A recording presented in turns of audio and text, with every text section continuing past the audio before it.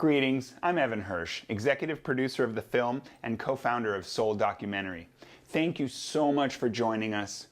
Before we get into the film, I'd like to have a brief talk with you about some pretty serious stuff. Have you noticed lately how people seem really stressed out, almost to their wits' end in many cases? You probably feel it yourself. Things just don't seem to be working so well these days. And does it feel like besides voting, marching in the street at an occasional rally, or supporting some charities, there isn't much we personally can do to affect real change in the world? Let's consider some of the major causes of our stress problem.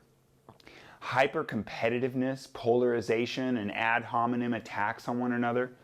Deep programming, causing people to believe gross misinformation and remain stuck in closed-minded traps. A lack of actual problem solving, as treatment of symptoms is the main focus of our efforts. Discrimination against so many groups, whether racial, gender, sexuality, religious, etc. Gross income and wealth inequality, poverty, homelessness and starvation, refugees and immigration issues. Technology becoming so complex that it wastes our time more than it helps us. Not to mention the threat of merging with the machine and potentially losing our basic biology and what it means to be human. Manipulation of information, especially in the media. Complete distraction of attention and denial of our true nature as collaborative, ultra-social beings. Pharmaceutical industry manipulation of science to keep people sick and buying drugs. Doctors who believe misguided hype and bad science, paid for by those seeking to profit off of bad health. Industry lobbying's influence on government and therefore our world. Religious influence on government, so much for separation of church and state. Dirty opponent-bashing campaigns, voter discrimination, and election fraud. Ineffective politicians with liberals and conservatives at constant loggerheads. Hyper-consumerism driven by psychologically manipulative marketing tactics. Plastics and endless garbage. Industrial pollution. Melting ice caps, ocean acidification, and other climate change consequences. The sixth great extinction. Guns, as in 400 million in the US alone.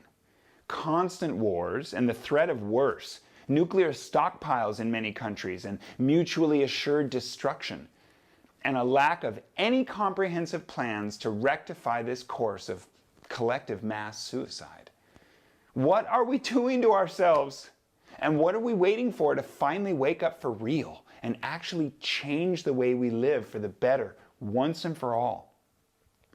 One fundamental issue is that we've been very successfully divided and conquered by implanting into our thinking an us versus them mentality in which we blame and scapegoat rather than take responsibility and contribute to unification and collaborating on solutions. We're polarized to the maximum and lack the support to cope well, so we turn to less healthy means of feeling fulfilled or just not going completely crazy. Do you really believe that if we just vote the right person or party in, that it's going to fix all our problems in this world? Let's face it, our problems run so deep that we are literally afraid to even really look at them, let alone put our attention, brain power, energy, and resources into solving them. So how do we ever possibly get out of this incredibly complicated mess that we clearly are in? I've got to admit, I'm a guy who cares, and that's why I'm doing this. I recognize that we are actually one human family, and to me, everyone matters. I came into some money a few years back, and wanting to be responsible and share it by contributing to causes that touched me, I had to really consider where to direct my philanthropy. But no matter which way I turned in my research, my effort to determine where it was best spent ended up an exercise in futility. You see, for every drop of ocean I support in cleaning, 1,000 more get polluted right behind me. Fukushima fish, anyone? And for every hungry mouth I feed, 100 fall into starvation. I could advocate for the rights of one race or another, or LGBTQ people, but come on, we have to advocate for people who others feel shouldn't be able to get a job, rent an apartment, or be able to buy a cake at their wedding? Does that not seem ridiculous to you? How many of you can honestly say that you have hope that we will solve these massive problems, that things will really change for the good, and that we can at last thrive as one human family? I used to be a guy with very little hope. I've watched many documentaries about how messed up things are in the world and how self-defeating, self-destructive, and even suicidal our culture, politics, and especially our economics are for us. And at the end of some of those, they offered a few suggestions about what we could do to mitigate the damage done, correct our course, and find a sustainable path. But I had to wonder, is it even possible? Is it too late already? Are we completely at the mercy of lunatics with their finger on that dreaded red button? How many people honestly believe that if we protest in the street, it will prevent that from happening? So what on earth can we possibly do with our attention, time, energy, and resources to make the big shift from competition to collaboration, from the hell we are in and the cliff off of which we are headed to the heaven on earth that we brilliant humans obviously have the brain power to create? I look around and I see the vast resources available to us, and yet an egregious misappropriation of them as money, this godlike thing we've created out of thin air in many cases, by the way, gets funneled to an increasingly small elite few. I see the suffering of those who don't have the money to buy what they need to survive. It just feels like such a mess. I ask you this, could there be a world somewhere in our imaginations and within our reach actually worth imagining into existence? And what would that world look like? What value system would it be based on? Who's got the blueprints for a way forward that serves our entire human family to the best of our ability? I know of only one man who walked this green earth with the brilliance and concepts to help us do those very things. I've met him and the woman who was there to support and inspire him. I've seen the plans he laid out for us and now support the nonprofit they founded because he truly was the man with that plan. Well, I told him I loved him for what he had done for all of us, and he told me he loved me too, and I truly believed him because I could see that at 101 years old and obviously nearing the final days of his life, that he wanted better for me, for every human in our 7 billion strong and growing family, and for this precious blue rock hurling through space with all the other vibrant creatures on it. I knew in that moment that this was my true hero. A man who grew up in the Great Depression and after witnessing all the suffering that caused, devoted his entire life to finding and articulating a better, healthier, more logical and sustainable way for us. And my dear friends, I want to share those plans with you. So I proudly present our documentary, A World Worth Imagining, Jacques Fresco, the man with the plan. Hi, I'm Evan Hirsch.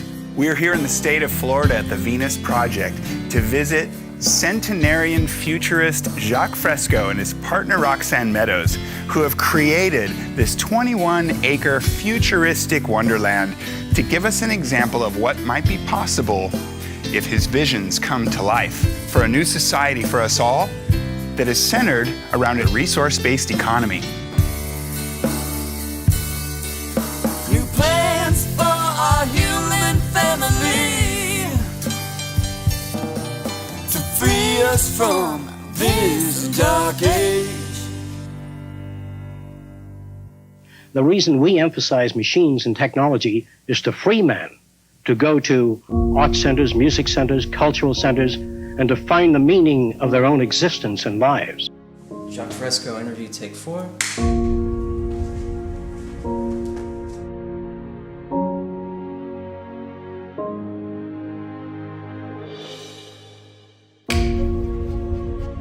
Let's take a look at this beautiful body of futuristic visionary work. Come on. What do you think of when you contemplate the future? Well, we're finding out what Jacques Fresco, a futurist, thinks about that. You may not have heard of Jacques Fresco, but he is known around the world. Documentaries have been done about him. He has a plan to build an entire new world from the ground up. Magazine writers from Europe have written stories about him. I've come to the other side of the world, to Florida, to meet a man who has a very clear vision of what he thinks the future of cities should look like. Offering an architectural plan for human beings, technology, and nature to coexist and create a sustainable future. He's a social engineer, industrial engineer, designer, inventor. Who truly believes the ills of society can be cured only if we throw away the rules that govern it and ourselves. But to do it Jacques' way, there would be no communism, no capitalism, everyone living together in one world, sharing everything.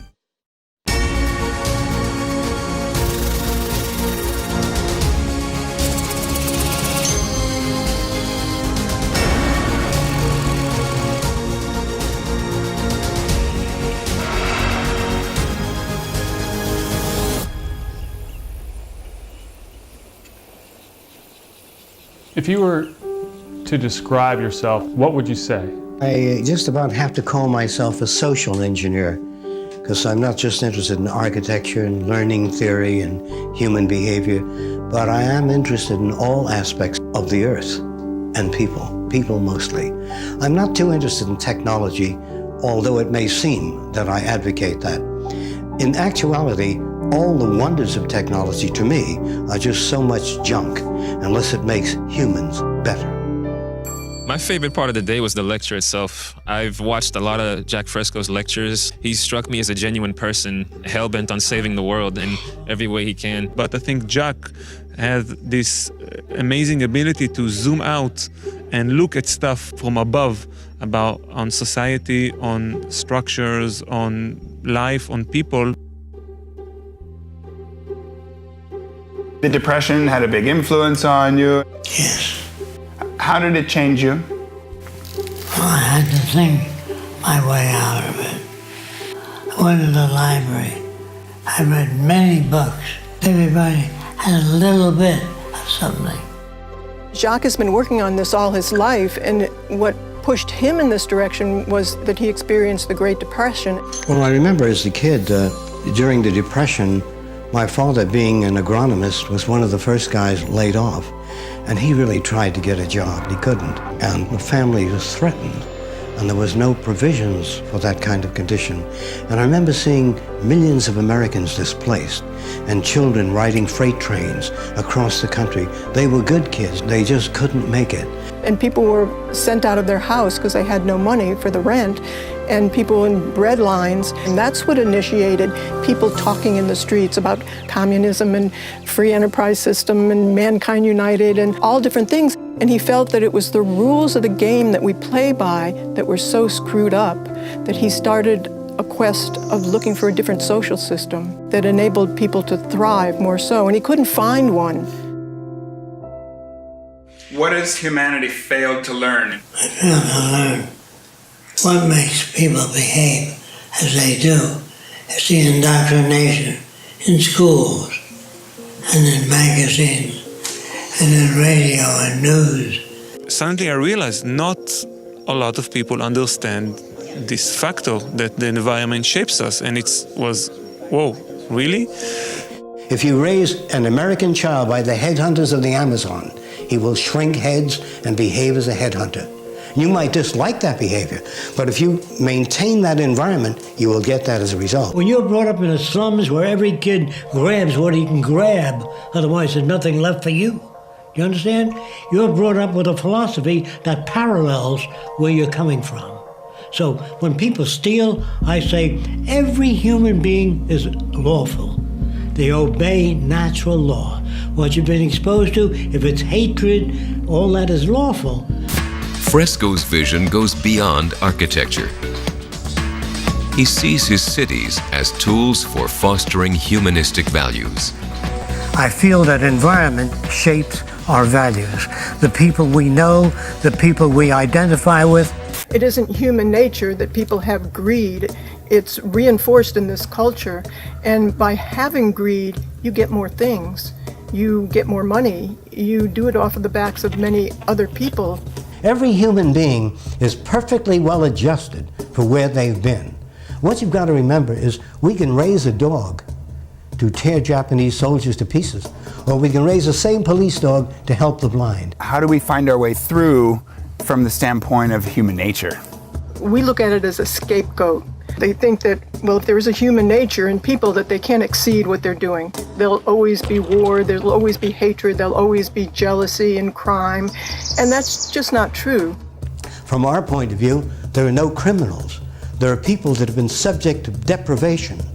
They've been subject to environments that had little warmth, little love, little caring, and the result and the byproduct is criminal behavior. All of our bigotry and our hatred and our prejudice and our notions of good and bad and right and wrong are given to us from the culture that we're raised in. You believe that we teach competition, that it's not bred into some... Competition is dangerous, socially offensive, considered right and normal because you are brought up to that value system. Can you take a primitive baby and make an aeronautical engineer out of them? Yes.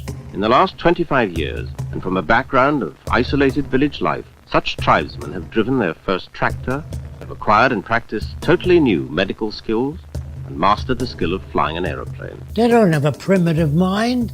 They have the mind set by the primitive culture. You make more sense than about anyone I've ever heard. Why is your level of logic so rare? You can't expect a person to do anything outside of their conditioning. So reconditioning is the foundation for finding a new way? Yes, it's too difficult. Once the kids get out of school, they've already been poisoned. No, you managed to break out of it and find your own way. I mean, aren't there enough of us out there who can make something happen? Well, let's go make something happen. This film. All environments generate behavior. We don't like to look at it that way. Well, I make my own decisions. No one ever told me what to buy or what to think.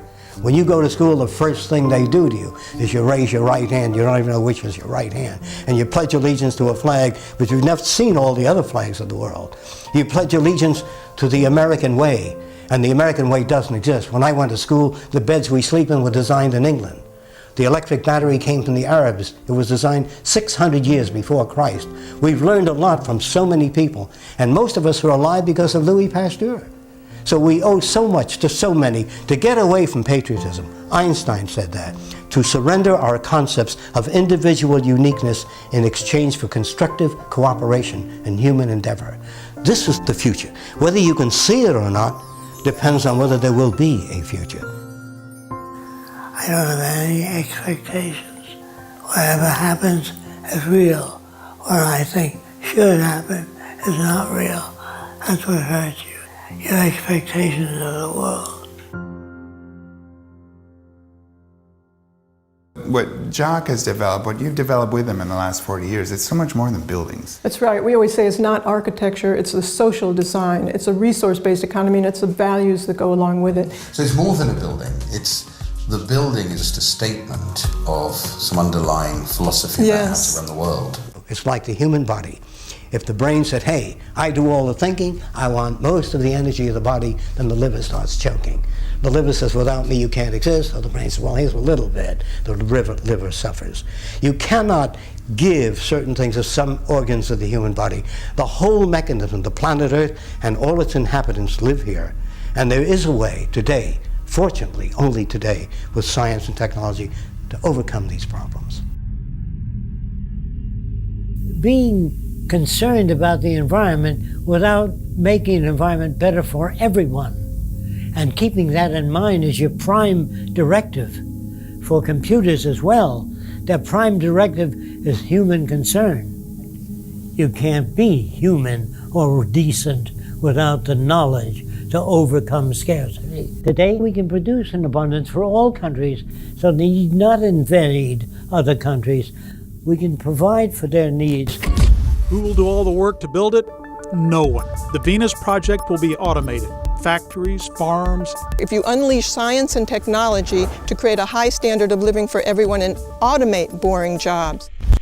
Jacques Fresco's background as an industrial designer, social engineering guru, and architect have led the 98-year-old futurist to be dubbed a modern-day Da Vinci. He has a long-held theory for a more sustainable society, and his city designs are like nothing we currently have in place. Technically, How difficult is it to build these homes? Well, we would prefabricate like automobiles on production lines, not carpenters and hammer and nails. That's okay 50 years ago, but no longer adequate. He did the first prefabricated house after World War II out of aluminum, but he made extrusions so the windows snapped in, the doors snapped in, and everything could be built very quickly. But because he worked on extrusions, he came up with extruding entire apartment buildings. Everything's so futuristic, even today, so futuristic. And when did he make these? He really made all of these designs 60, 70, and sometimes 80 years ago. He's 101, and he started designing when he was 13. We made these about 30, 35 years ago, but a lot of the designs are very old. And so you have the monorail under the bridge? Yes, this is a covered bridge with a monorail underneath. And this is actually a very old design of his. Jacques had a concept for a train before I met him, but the train wasn't in a tunnel. It had a probe out front that shot electricity, you could say, in front of it. So it broke the air, so there was no sonic boom or where there was no air pressure, and it could go very, very fast, but you don't need the tunnel. And the same thing on aircraft. He applied it to aircraft, and in fact, in 1956, he was in popular mechanics with that device. We hope to build a new transportation system that can move up to 2,000 miles an hour, floating on a magnetic repulsive field or an air cushion. If 40 or 50 people have to leave the train, we slow up to 100 miles an hour, lift off the passenger section, or slide it off and slide on a section with the passengers getting on. This represents the building of underwater dams within the Gulf Stream. This dam will route the waters of the sea into a spillway so that fish and marine life are separated from the turbine blades. The Gulf Stream will generate power to oxygenate the waters, to eliminate the red tide, to monitor marine life, and build an ecological relationship between the total oceanographic world and the continents. Let's not wait for nature to do it. We loused it up. We're going to have to clean it up. They arrive at the technology eventually. He just worked in many fields, so he came out with things earlier, but it's the social design that's the most important. Yeah. We live in a monetary-oriented world. We think in terms of money, but the real value of any nation is its resources. Without resources, you have nothing. Say the ship sunk and you found yourself on an island and you had, say, $10 million. And you had gold and diamonds, but the island has no water, no arable land, and no fish. You have nothing. So all this emphasis on money, which doesn't really represent anything but some way of exploiting other people. When the bottom line is profit, it's very dangerous. And if you squander your resources in war, well, we have 5,500 ships on the bottom of the sea today, loaded with copper, manganese, tungsten, all the kids that were killed, 300,000 aircraft shot down. Well, World War II, we could have housed everybody on Earth, built hospitals all over the world, schools all over the world. There's something dreadfully wrong with our culture. We won't make the history books of the future. We are that ignorant. Not in technology. We're doing fine in computers, electronics, but the human value system is not moving fast enough. Governments are not changing fast enough. What have we done right? Nothing right. Yeah. These are our dark ages. These are the new dark ages, and the world might end tonight. Yes. The future isn't Star Wars, according to Jacques. It's a home for everyone. This is what I mean. We'll show a world in which values are different. The aspirations of people. They have compassion, feeling for one another, concern over the environment. Building the structures of the future may be the easy part of Jacques' vision. The real future, people will be different. Well, today, a person feels good helping an old lady across the street. But where does she go when she gets across the street? Jacques thinks he has the answer in the city of the future. When I was about 12 years old, I was looking at a gear on the table, and I saw the cities of the future. I think all inventions are based upon experiences like that. I don't think they come out of nowhere. This is what the total city. The total city looks like this. This is an ecological program. The cities are all immersed in beautiful gardens, where there are lakes, recreation areas, art centers, music centers, cultural centers, and surrounding the city, we have the agricultural belt where we grow foods hydroponically. Between cities, we let everything go back to nature. In Jacques' world, bold new technology would literally change the way we live. Cybernation would free us from long work days and allow us to pursue our own interest. All of the new cities will be a university in essence. There's no courses that are used to exploit or abuse any other human being.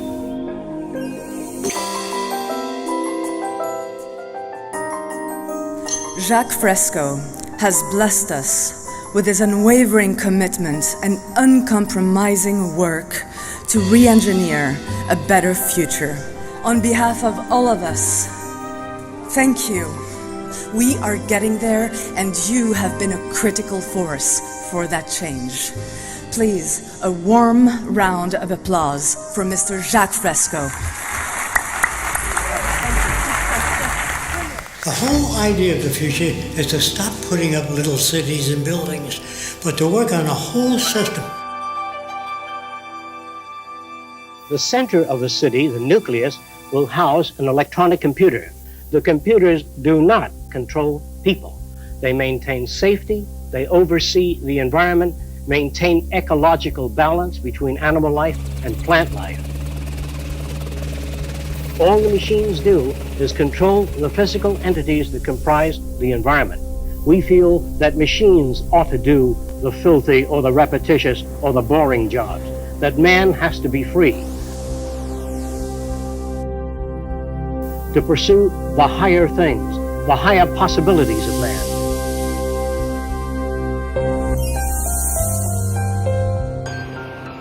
What is to be done precisely? An international system for the maximum utilization of the world's resources without any special privileged group. There's no technical elite, no scientific group that sit on cushions that make the decisions. What form of government? Resource management government. Non-political, neither communist, fascist, socialist, free enterprise. Merely the installation of resource management to enhance the lives of all human beings. Fresco poses a question for us all.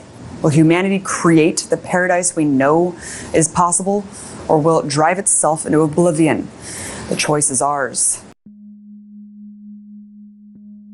As automation advances and we lose all these jobs, how do we provide the food, shelter, medical care, and energy for all these people who aren't going to be able to earn it because there aren't jobs for them to do so? A resource-based economy. The Venus Project wants to use a resource-based economy, meaning we have enough resources to take care of all the conditions and problems And make everything available free, like the library.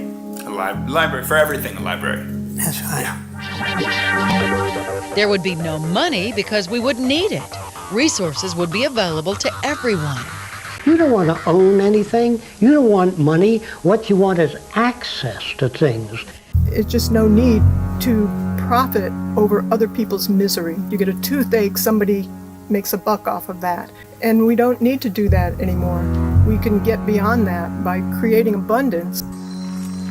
We can achieve a level of production so high that it'd be superfluous to put a price tag on things. And that's the beginning of a civilized world. The money system was designed hundreds of years ago, and it no longer fits the situation. So when this society grows up, they will understand that money is no longer necessary. They can go to a new kind of economy. No society in history ever looked into the future and designed things to fit that. They waited till, boom, the bottom, then they changed. See? Unfortunate. We're given the notion of individuality because fits in with this culture that you have to be responsible for your survival, your health care, and we don't need to do that. We can provide that for everybody. If people have access to things, who's going to rob things from you? Who's going to take things away from you if there are access centers? If there is no money, we don't need bankers, we don't need lawyers, we don't need advertising agencies, we don't need stockbrokers. There's so much superficial waste. This culture, you have to sell things to keep the economy going. So we're plundering our resources just to keep selling. And people that believe in the power of money is so wrong. And you can't tell them that. They think you're a communist. Communism isn't radical enough. Right. Communism isn't radical enough. That's a great Jacques quote, right? I don't want communism or socialism. That's too old-fashioned. We are moving into a system, a different system, and a system free of political bias. And if you elect the people with unquestionable ethics in government, and if you ran out of resources, I can assure you, crime would grow again. And the Venus Project is a redesign of our culture to design a society with the intelligent use of science and technology to lift up the lives of everyone, not a selected few. The economic alternative to most of the world's societies is to declare the earth as the common heritage of all the world's people, and then remove all the artificial boundaries so people can travel anywhere on earth without a passport. And there'll be no problems such as racial problems. There will be opportunities for all people. We do it because the smarter your children are, the richer my life. So everybody in the world represents an extension to their life rather than, I got just the car you're looking for. Rather, everybody's selling themselves and making a profit on one another. That will motivate them to see that everything they do goes out there to all humanity. All children are well cared for. All older folks are taken care of. So that means they will be taken care of, because everybody cares about everybody else. You know, before you launch a spaceship to the moon, you want to know how many people are going to be on the ship. Is there water on the moon? And so everything you design has to be in accordance with the physical reality. People speculate about how many people the Earth can sustain and support. First you have to do research and find out how much energy we have. The first thing we have to do is take a survey of just what we have and where the arable land is, where the water is, where most of the population is, what the illnesses are. We have to take many surveys of where the technical personnel are, where the needs are, and that dictates what we do where. We have to learn how to manage real economics, not for profit, for human betterment. Then you'll see the beginning of a civilized world. And once we get that in, children will not understand how we couldn't see that in the old days. They'll say, Dad, wasn't that obvious that if you live to yourself, you die to yourself? You're talking revolution. No. When society breaks down. Technical revolution. But when society breaks down, then they'll want to do it a different way. I'm sorry about that, but it seems that conditions were so abusive in some lands that they put in socialism, communism, whatever, or fascism that fits the conditions that people live under. None of them are the solution. All governments, all through history, have been corrupt. Our priorities are all screwed up within this system because it's wealth, property, and power. And within a resource-based economy, it's the protection of the environment and the well-being of people. When few nations control most of the Earth's resources, you're going to have trouble. You're going to have territorial disputes, wars, no matter how many treaties you sign, or no matter how many laws you make, it won't stop that condition. The human condition, which causes people to invade other lands, torture people, build armies to protect what they have. This is not going to work. It never has worked. It's as old as man. So what we need is an entirely different approach to the human problem and preserving the earth for the future generations.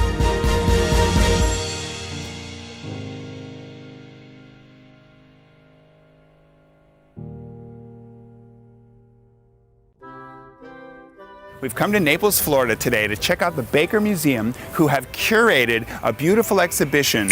We've made it up to the exhibition hall where Jacques Fresco's life's work is on display, decade by decade, through an entire century, starting from the 1910s through the 2010s. We're here with Frank Verpoorten, the director and chief curator of the Baker Museum. We'd like to learn, first of all, what made you decide to house this exhibition at the Baker? We are the first venue, I believe, on record, the first in the United States to devote an exhibition to this subject. The impetus really for this came from the portrait of Jacques Fresco that Harry de Zitter took, I believe, in 2013.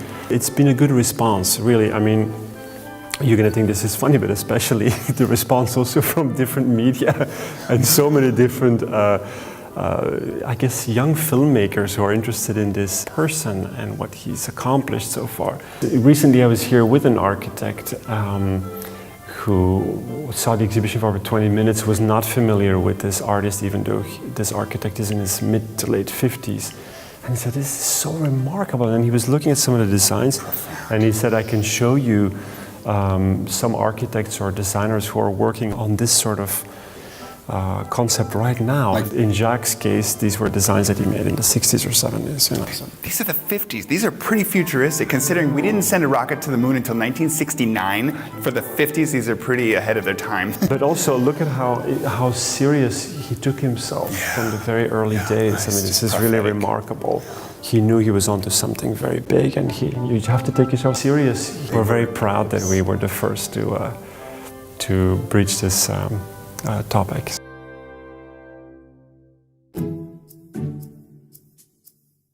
So the resource-based economy is the nonprofit organization. Say they're inspired. What do you want them to do?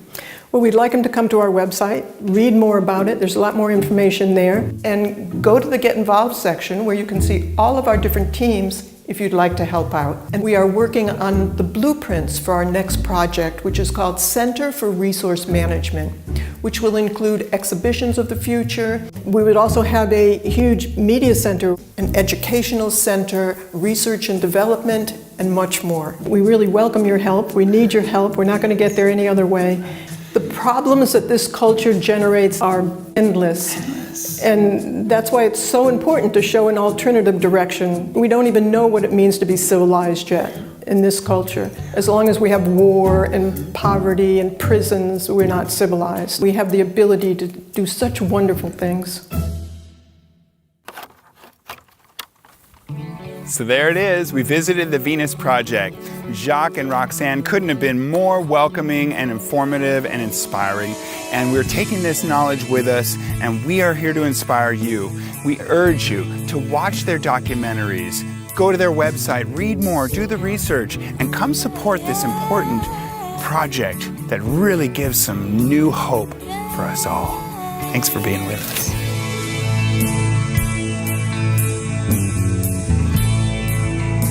I didn't expect to walk by and see alligators.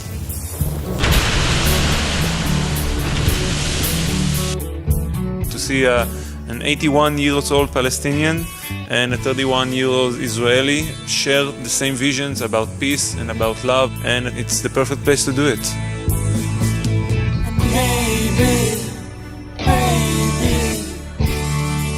This is our last chance. Jacques is a great visionary, bringing people to understand what a world without war, without money would look like. And maybe we can still have our last dance, where we have global resource management in cooperation, not competition. It's one last chance to live.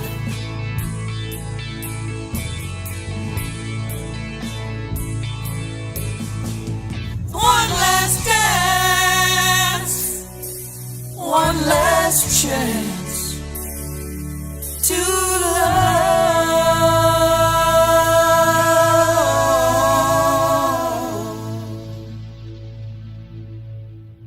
we fail to accept responsibility for our own future, there will be no future.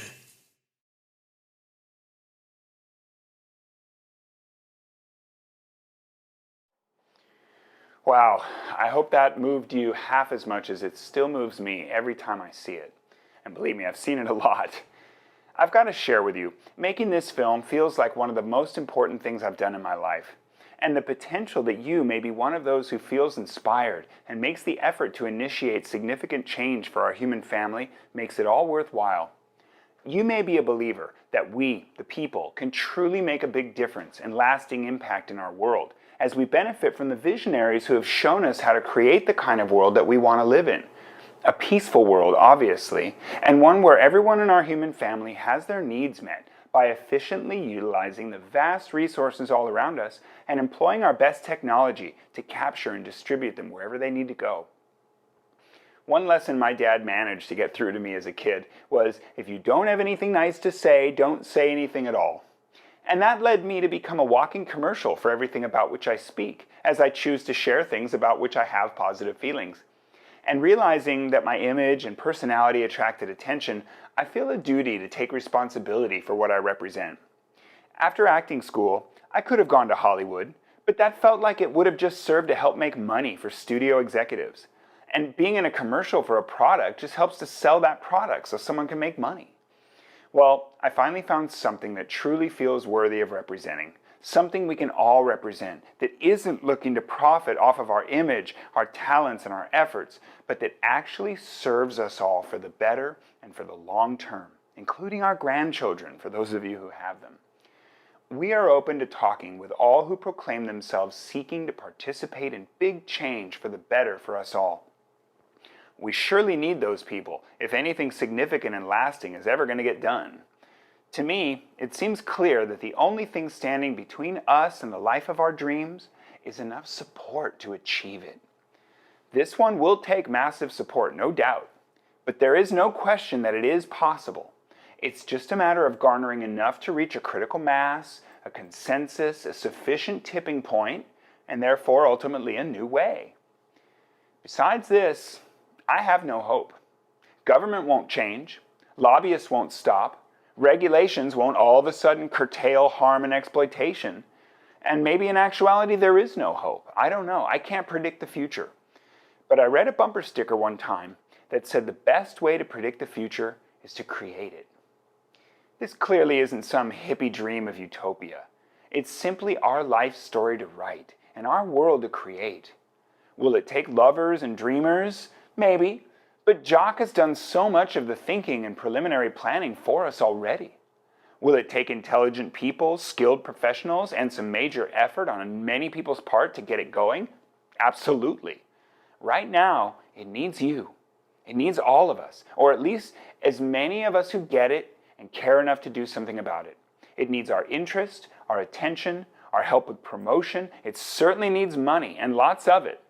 I personally have been supporting the Venus Project in many ways, including funding a successful $50,000 matching grant campaign.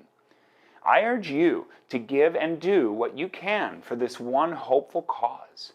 Let's make the Venus Project the biggest nonprofit in the world, the nonprofit to end all nonprofits, because once we evolve our human family onto a resource-based economy, the obvious things like homelessness, starvation, environmental issues, and wars will be a thing of the past, and we can spend our time, energy, and ingenuity on real solutions that create a sustainable world that nurtures our entire human family.